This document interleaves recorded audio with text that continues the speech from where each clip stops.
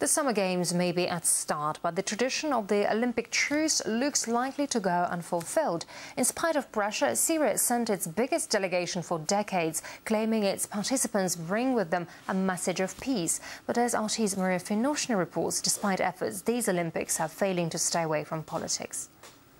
For almost half his life, 28-year-old Ahed has been part of Syrie's national weightlifting team. During the opening ceremony for the 2008 Olympics in Beijing, he carried the Syrian flag. This year he's going to the Games in London with just as important a mission.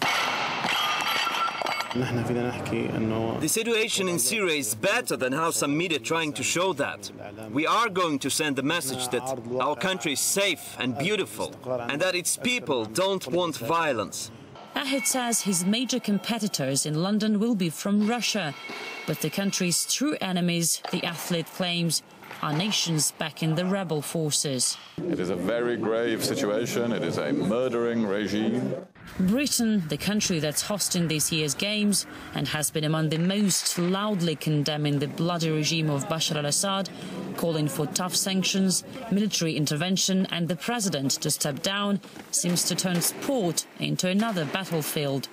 The head of the Syrian Olympic Committee, former Syrian army general and a close friend of the country's leader, has been refused a visa and will be watching games on TV in his home in Damascus. This is a conspiracy against Syria and its people, and it even contradicts the Olympic Charter. I feel sad and disappointed.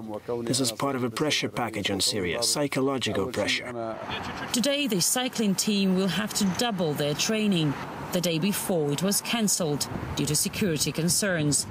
Apart from the psychological pressure, the Syrian athletes, 6 men and 4 women, have been preparing for their peaceful mission in a real war zone at home, with real risk to their lives.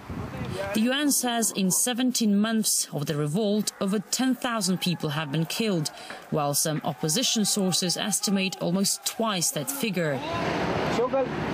But despite the nationwide crisis, the country is sending its biggest delegation since the 1980 Moscow Games. Although we are in a state of war, we are not listening to what they say about us, especially the bad media. We know the truth, and this is very important, especially this time, that we raise the flag of our country and show the world the best of our faces.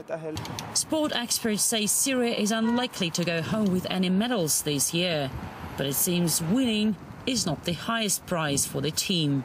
Sport is often described as a matter of life and death, but for Syria's Olympic team, the phrase is a reminder of a real conflict they'll be leaving behind. However, it will be a message of peace, not war, that these competitors take to the London Games. Maria Finoshna, RT from Damascus in Syria.